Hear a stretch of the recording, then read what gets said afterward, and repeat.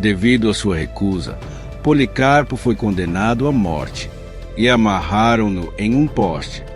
Deus fiel e verdadeiro, eu te louvo, bendigo e glorifico em nome de Jesus Cristo, eterno e sumo sacerdote, teu Filho amado.